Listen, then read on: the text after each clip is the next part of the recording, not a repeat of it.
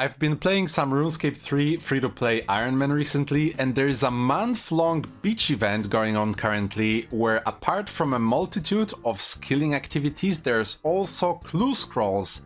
And unlike old school, where free-to-play players can complete beginner clues, RS3 doesn't have any clues that are free-to-play, but for the duration of this event, everyone, even the non-members, can complete some sandy clue scrolls. And since I love clues, I'm very, very excited to try this out, so let's jump in and I hope you'll enjoy.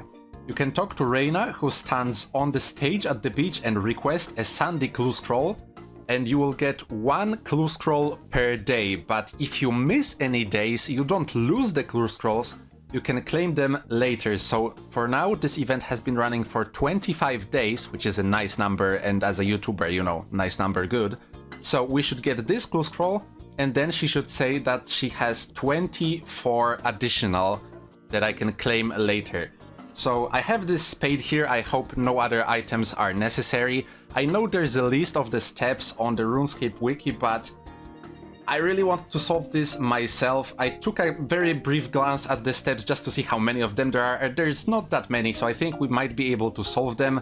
Let's see what we need to do. Some say he guards their life, others says he sits around watching beach balls roll around. So that sounds like an obvious lifeguard, so I'll need to find a lifeguard.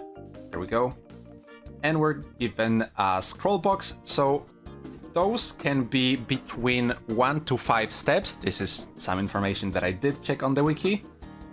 And we just got another step. He's named after a boot and carrying nets on his shoulder. The NPC responsible for rock pools is named Wellington, and I have no idea how that is related to boots. To me, Wellington is beef Wellington, but that might be some UK thing. Anyways, he does have nets on his shoulders, I'm sure. It's him. Another scroll box. Another lifeguard step. Next step is investigate a large hole that leads... Okay, large hole has to be the dungeoneering hole. My thermometer is full, but let's hope that is not required. Oh, it's only required to attempt it. Nice. Oh, okay, here we go. Okay, I got this step that said she doesn't sell seashells, but does share common ground with the feather of fletching, and I have absolutely no idea what that meant, so I resorted to just talking with every female NPC, and this one, Flo, apparently has something to do with feather of fletching. Anyways, that will be my 5th step.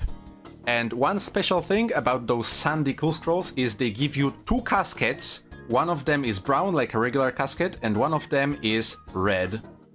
I don't know what is the reason, but obviously red is better, so we will be opening them second. And since I have 24 more clues, we will have a nice stack of 50 caskets at the end to open. So that is the sandy clue scrolls in short. I'm gonna go and do 20 more clue scrolls, and I will see you later, I guess. Must have gotten unlucky with the steps for the first clue, because the next ones were a lot easier to understand. So here's one to pick some coconuts that are also close to the stage. So that is really simple. There's the stage, there's the coconuts, and we can just pick them up. She can be trusted, she isn't shy, and she likes ducks is pretty tricky, but the shy is a clue in our clue, haha, because this relates to the coconut shy activity, and we just talk to Sarah. 1 hat, 2 hat, 3 hat, many hats is very, very, very obvious. It's raining because the boss is here, but our adventure doesn't stop. Somewhere a dwarf looks after a pile of coconuts, search the pile. So once again, a dwarf near a pile of coconuts is Sarah, but this time we don't talk to Sarah, we just, as instructed, search the pile. The wiki says that completing the sandy clue scroll gives players either a sandy scroll box with another scroll or a sandy casket with the 5th step, always rewarding caskets. And I understood it as it's either between 1 or 5 steps, so at any step you can get caskets, but after completing 4 clues, all of them were 5-steppers, so I'm starting to think that it's always 5 steps, and the note that it can either give a sandy clue scroll box with another scroll or a casket is just a reasoning that you either just get another step, or if you've done 5, you will get the casket. Anyways, that is my reasoning based on 4 clues, might be just bad RNG. Next step is, some say he's got the beach in the palm of his hand, and that is Palmer. The step that we got from Palmer says that something smells fishy behind the dwarf on holiday, so obviously that means Nigel and his fish cutting boards. So let's talk to Nigel. Ooh, we don't talk to Nigel. Let's deposit fish. There we go, nice. Hopefully it's not boring or annoying me explaining every single step, but this is the first time ever in RuneScape where I'm doing clue scrolls without RuneLight, so I'm pretty excited to solve these myself. I completed 3 more clues since the last clip, and all the steps were repeats, so I was just about to say that I think we've seen them all, but no! I got a step that said that he's got a rebuild-a-thon going on and an endless stream of important visitors, and this took me a little bit because I completely forgot there is a construction minigame on the beach because that's not free-to-play content. But let's talk to Foreman George, and yeah, that is indeed him. And this talk to Palmer step will be the last one for 25 Sandy clue scrolls completed. We have 50 caskets in total. Turns out I didn't need this spade at all. Let me just bank it real quick. And let's get to the opening. Now, I did check the loot. I didn't want to check the steps because steps are fun, but the loot in RuneScape is serious business.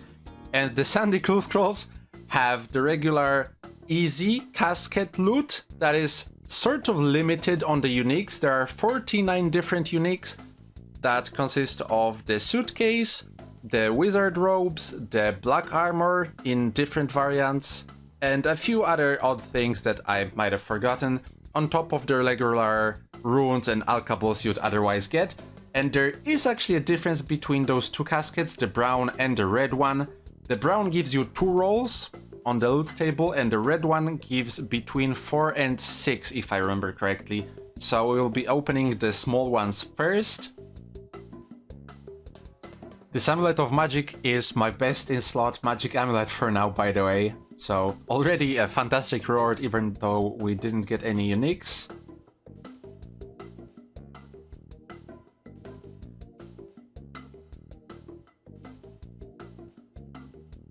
The Pure Essence is actually also nice. I need that for urns, so this will be very handy soon when I'll be making all of them. And our first unique, the Willow Composite Bow. And I also wanted to talk about, here you have the current reward value. And as you can see, it's pretty big. And if you don't play RS3, that might be really surprising, like what is worth a mil here? And it's actually the bow, that is our unique.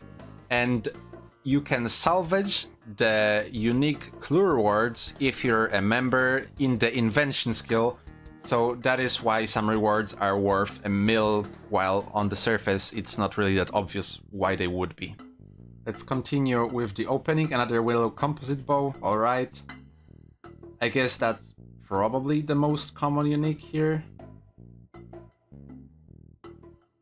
Ooh, Studded Chaps G, that's our unique number 2. The Studded set is also part of the Sandy Caskets. As you can see, we also get a cool collection log slot pop-up that I didn't show before because it always pops up after I close the window. Last 4 Sandy Caskets, brown Sandy Caskets. Alright, so we got 2 uniques out of those. Not very promising, but as I said before, the red ones should contain a lot more rewards, so I'm crossing my fingers for those. Huh. Maybe the wiki was in fact incorrect, but ooh, we got black plate legs.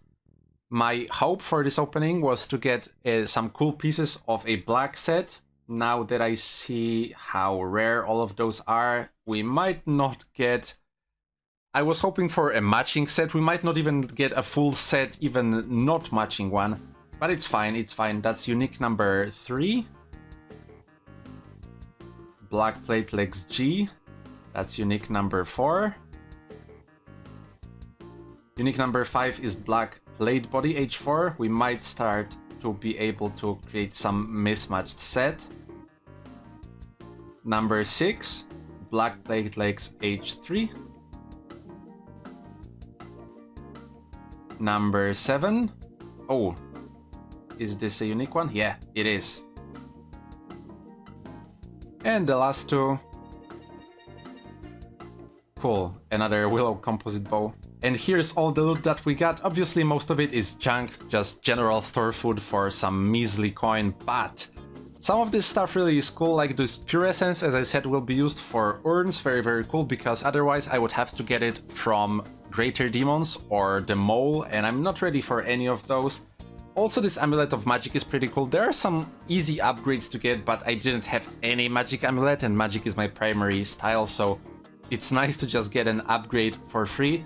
As well as those laws and natures, I'm sure I'll find some use for those, so that is very cool. And of course, the main course, all of those uniques, very happy to obtain all of them. I'm not clogging on this account by any means, but it's just cool to get some clue uniques on an account that otherwise isn't able to complete any clues, because this is a very rare opportunity to have some free-to-play clue scrolls. And the last thing I wanted to showcase in this video is we can pick up our clue scroll collection log here near Grand Exchange, and if we check, I believe it will be in the easy clue rewards. We have 6 and 1 in the general clue rewards. Here's our Willow composite bow, so we got 7 collection log slots for clue scrolls out of the possible 49, so could have been better, but I'm still really happy we're able to do it. Hopefully you enjoyed. Oh, as I said, important, the event is still going on, I think, for 3 more days, so if you want, you can create an account in RS3 and go and do all of these clues. You should be able to claim all of them from Reina. They should all be backlogged. And it's a pretty cool little thing to do, even if you don't really plan to play RS3 long term. It's a unique occasion to do some other type of clue scrolls. Anyways, hope you enjoyed, hope you have a wonderful day, and I hope to see you in the next one. Goodbye.